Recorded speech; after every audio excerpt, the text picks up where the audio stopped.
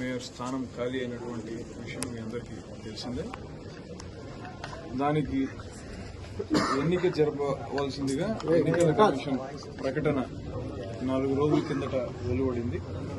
అది వెలువడిన వెంటనే వైఎస్ఆర్ కాంగ్రెస్ పార్టీకి క్లియర్ అండ్ అబ్సల్యూట్ మెజారిటీ ఉన్నప్పటికీ ఆ పార్టీ అభ్యర్థి గెలవకూడదు.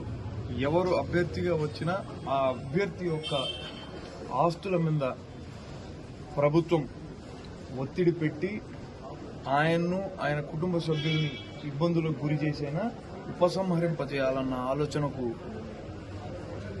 తెలుగుదేశం పార్టీ కూటమి ప్రభుత్వం వచ్చిందన్న విషయాన్ని మేము తెలుసుకున్నాం. మా అభ్యర్థిగా శేఖర్ రెడ్డి గారిని 2 రోజుల కిందట పార్టీ ప్రకటించడం జరిగింది.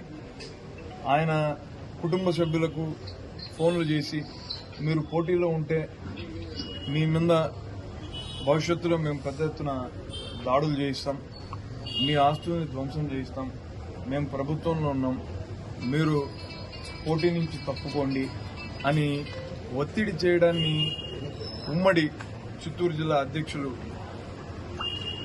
కరుణాకర్ రెడ్డి గారు ఖండించినటువంటి విషయం కూడా తెలిసిందే.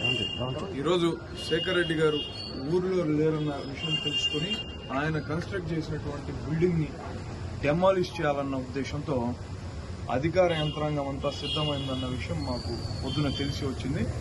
నోటీస్ ఇవ్వలేదు. ఆ నోటీసులకు సంబంధించినటువంటి ఎటువంటి అక్నాలెడ్జ్మెంట్స్ కానీ ఇవన్నీ ఏమీ లేవు. పైగా పన్ను వసూలు చేస్తున్నటువంటి బిల్డింగ్ ని డెమాలిష్ చేయడం వెనక ఉన్నటువంటి కారణం వల్ల నిన్న ఇన్ఛార్జ్ మంత్రి సత్యప్రసాద్ గారి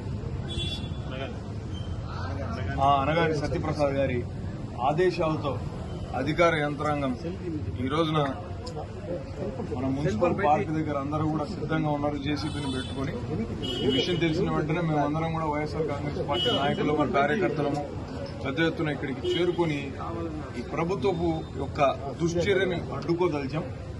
మాకు మద్దతుగా వచ్చినటువంటి వారందరికీ కూడా మేము కృతజ్ఞతలు తెలియజేసుకుంటున్నాం. ఇది కరెక్ట్ కాదు. ఈ స్థానం వైఎస్ఆర్ కాంగ్రెస్ పార్టీ అన్న విషయం తెలుగుదేశం ప్రభుత్వానికి చాలా క్లియర్ గా తెలుసు. అయినప్పటికీ కూడా తమది కానటువంటి స్థానం కోసం ముందుకు వెంపర్లాడుతున్నారో అర్థం కావడం లేదు. సార్, మీ కార్పొరేటర్లు మీతోనే ఉన్నారు? ఖచ్చితంగా ఉన్నారు. అంటే డిప్యూటీ మేయర్ గారు అంటే ఇంకో డిప్యూటీ మేయర్ సారీ ముద్రనారాయణ గారు ముద్రనారాయణ గారు మాతో లేరు. అంటే డిఫెక్ట్ అయినటువంటి కార్పొరేటర్ల గురించి మీకు ఆల్రెడీ తెలిసిన విషయమే. నేను మెజారిటీ అంటే ఇప్పుడు 50 మంది ఓట్లు కార్పొరేషన్లు ఉన్నాయి. MLA, MLC and MP